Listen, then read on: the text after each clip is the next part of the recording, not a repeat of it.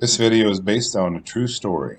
These stories are based on real-life incidents. Please respect the family and friends of individuals featured on this channel. Remember to be courteous in your comments. Many details of these true stories are gory and frightening.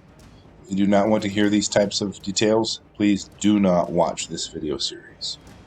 Don't forget to like and subscribe.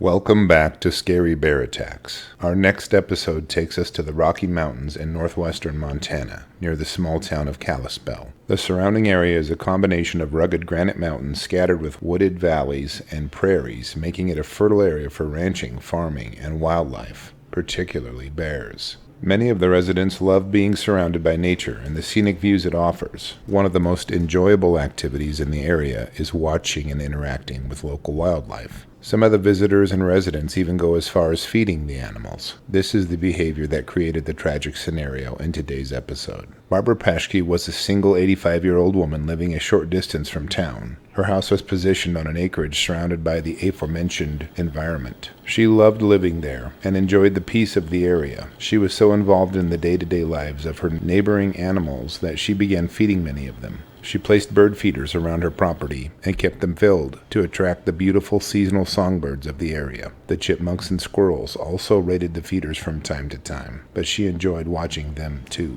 In a way, many of her animal friends had become her best friends with regular visits. Barbara noticed the black bears would regularly fill their bellies at her feeders as well. Some of her neighbors did the same thing and would also enjoy the local wildlife show. Eventually, she started feeding the bears specifically. They enjoyed eating the millet and sunflower seeds. After some time of this practice, Barbara began to know the bears individually and started to develop a fondness for some of them. She had her favorites and regulars that she would feed special foods to from time to time. In 2012, authorities cited Barbara for illegally feeding the bears, but she did not decide to stop her hobby. On September 28, 2015, Barbara was up to her usual hobbies and chores. Toward evening time, she settled in for the night and began winding down. A young female black bear had somehow entered Barbara's house, unbeknownst to her. At some point in the evening, the young bear attacked Barbara. The bear savaged her arms and legs and also bit and clawed all over various vulnerable parts of her body. Her injuries were serious enough to immediately threaten her life. It is unclear how authorities were notified of the attack, but she was taken to the local area hospital for acute medical treatment. Authorities immediately started to catch and euthanize black bears in the area. They found several bears with substantial amounts of millet and sunflower in their gut. Neither sunflower nor millet are a natural growing food item in the local ecosystem. In fact, even after the attack, some neighbors continued to feed the bears, aggravating investigators and furthering the dangerous situation. They routinely have up to 35 phone calls about problem bears, meaning that there's obviously too much density for the small area, creating the conflicts between bears and humans. The black bear involved in the attack on Barbara has not been captured or killed. Authorities captured and killed the attacking female's bear's sister and understand the bear to be just over a year old at the time of the attack. In closing, Barbara loved nature and being close to animals. She also practiced an extremely dangerous habit for her and the bears. The local bears began to recognize her and her neighbors as a source of food and became habituated to the steady, easy-to-obtain diet. This causes the bears to look for people-originated food sources instead of making them learn to compete in their natural environment for food. This behavior leads only to a dependent and hostile relationship with bears.